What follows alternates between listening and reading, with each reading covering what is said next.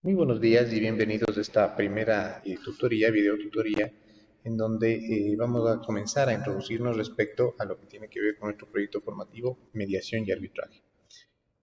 Para poder comenzar a tratar sobre el tema, es necesario que en primer lugar vayamos analizando un concepto fundamental, ¿no? Tiene que ver con la idea del conflicto. Ustedes saben, quienes estamos inmersos en el mundo del derecho o quienes quisieran posteriormente graduarse como abogados, interactuar también dentro de este mundo, sabemos que la razón de ser del abogado principalmente es por la existencia de conflictos, ¿no? Si no existieran conflictos, en realidad no sería ni siquiera necesario que existan abogados y es más, ni siquiera sería necesario que existan normas, ¿no? Entonces, precisamente la idea de las normas, la idea de los abogados, la idea de los jueces, eh, existen por la existencia de conflictos que se dan dentro de sociedades, ¿no? En lo que tiene que ver con la sociedad humana como tal.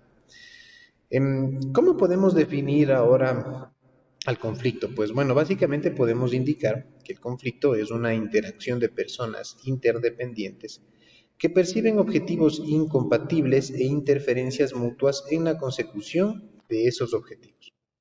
¿Qué queremos decir con esto? Pues bueno, primero, en primer lugar, hablamos de interacción de personas interdependientes. ¿Qué quiere decir esto? Que vamos a tener dos o más personas, ¿no es cierto?, que van a mantener o que van a estar en una interacción, ¿sí? Por alguna razón o por alguna situación que la vida les ha puesto en un determinado momento. Estas personas van a percibir, ¿no es cierto? Van a sentir que tienen determinados objetivos y que esos objetivos son incompatibles, ¿no es cierto? O que tienen una interferencia respecto a ese objetivo que persiguen con respecto a la otra persona, ¿no? Es decir, aquí como en la imagen que estamos presentando, es como que el sujeto, ¿no es cierto? Un sujeto considerará que sus objetivos son totalmente distintos a lo mejor a los objetivos o al objetivo que persigue el sujeto B, ¿no? Lo que quiere el un sujeto es totalmente distinto a lo que quiere el otro sujeto y esto genera un choque entre ellos, ¿no? Eh, entonces, cuando se dan estos altercados, este tipo de choques, obviamente estos genera un conflicto, ¿no es cierto?, entre estas personas que están siendo objeto de esta interacción. Ahora, en materia de mediación, que es la que ya vamos a entrar a analizar inmediatamente, hay un modelo, ¿no es cierto?, que ha sido propuesto por ciertos teóricos que estudian el tema del conflicto y la forma en cómo resolverlo, y quienes han propuesto este modelo llamado modelo iceberg del conflicto, ¿sí?, que vamos a tratar de identificar. Bueno, la idea es ir viendo, como en la gráfica, ¿no es cierto?, haciéndonos la idea en la mente de un iceberg, ¿no? Sabemos que un iceberg es un pedazo, ¿no es cierto?, de hielo que se encuentra en el océano, en el mar, y que el iceberg tiene una capa, ¿no?, que es la capa que está visible, ¿no es cierto?, pero por debajo de él generalmente hay una capa invisible, es decir, una capa que no vemos porque está cubierta por el mar.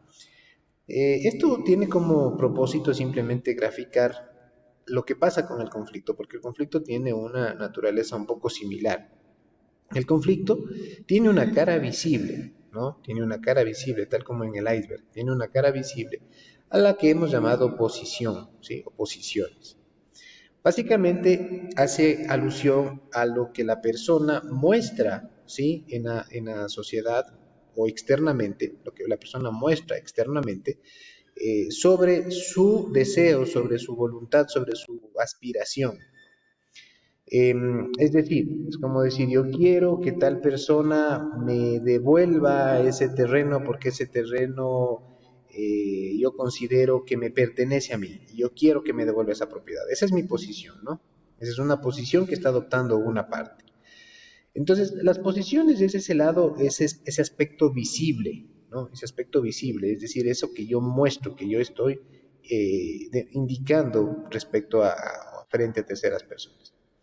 Y por debajo de esas posiciones, que es la parte visible del conflicto, subyacen todo un conjunto de otros elementos que vamos a ir viéndolos a continuación, que no necesariamente o sea, que no están visibles, es decir, que las personas no los exteriorizan, o al menos los exteriorizan en parte, y que una y forma de tratar de resolver estos conflictos cuando se generan es ir desentrañando, es ir descubriendo esos aspectos que estaban ocultos, ¿no es cierto? Esos aspectos que estaban ocultos, más o menos como la idea del iceberg, eh, y que la idea es tratar de irlos desentrañando. Entonces, por ejemplo, ¿cuáles son esos elementos ocultos? Detrás de la posición que una persona maneja externamente, siempre detrás existen intereses u objetivos que persiguen, ¿no? Es decir, yo quiero que me devuelva una determinada propiedad. ¿Por qué quiero que me devuelva esa propiedad? ¿Qué persigo con eso? ¿Cuál es mi objetivo? ¿Cuál es el interés que yo tengo? A lo mejor puede ser un interés económico, puede ser un interés no patrimonial, ¿no es cierto? Es decir, yo busco una determinada propiedad porque a lo mejor me conviene por el lugar en el que se encuentra, por determinadas condiciones que presenta. Entonces, detrás de esa posición que yo estoy presentando, siempre va a haber algún interés u un objetivo que yo estoy persiguiendo. Y más por debajo de eso, vamos a encontrar que la persona va a tener ciertas expectativas, a lo mejor ciertos deseos, y más por debajo de eso, o sea, más en lo profundo todavía, a lo mejor pueden existir ciertos prejuicios o ciertos sentimientos que son los que motivan todos los otros eslabones que hemos ido viendo, ¿no?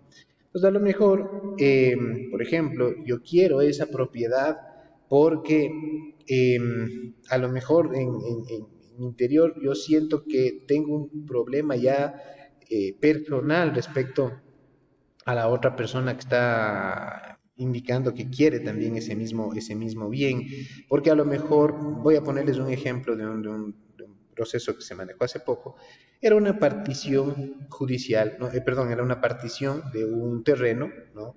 Que se trataba de hacer de forma voluntaria, es decir, que los hermanos, en este caso eran hermanos, decidan cómo se iban a repartir, cómo se iban a fraccionar ese terreno. Entonces, claro, había un hermano que eran tres hermanos y de los tres, dos no lograban ponerse de acuerdo, ¿no? Había un conflicto.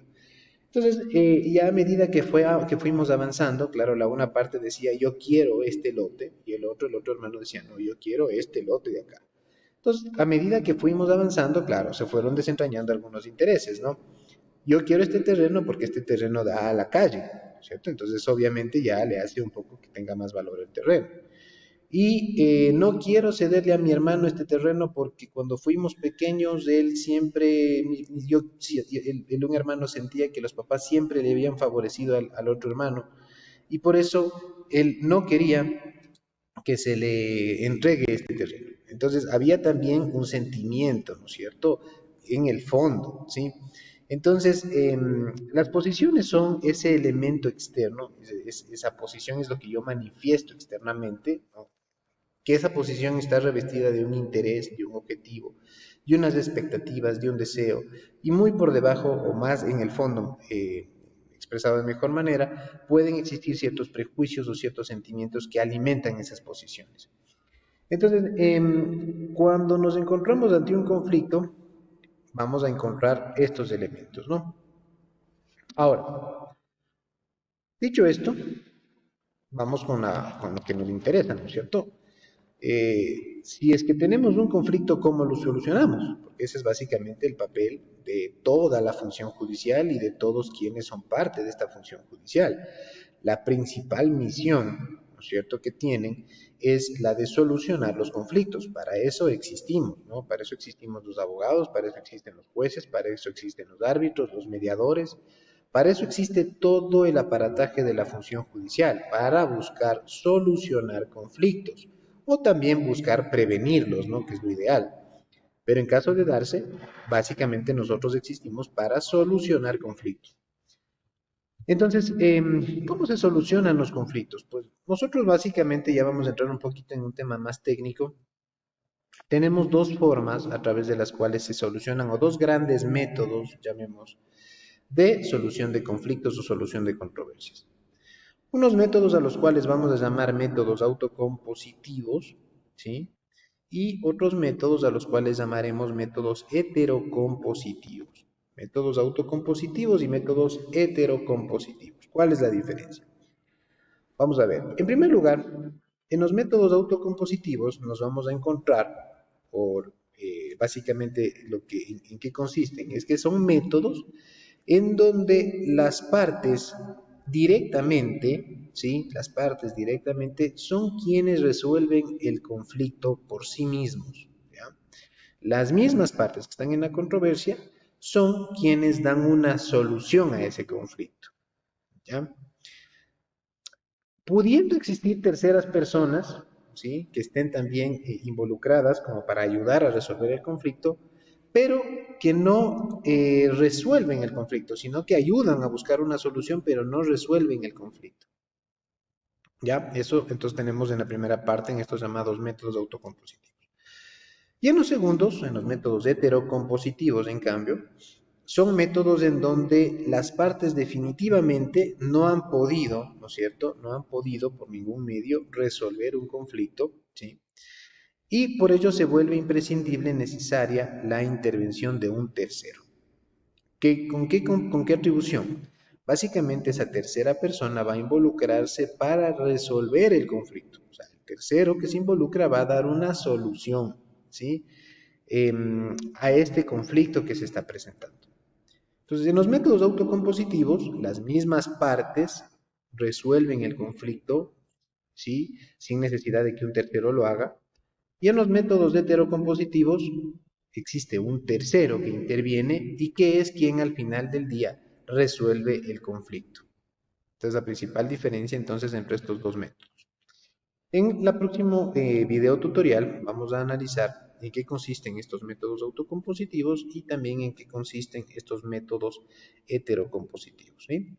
Por lo pronto, espero que esta primera experiencia que nos está acercando al mundo de la mediación haya resultado interesante para todos ustedes. Muchas gracias.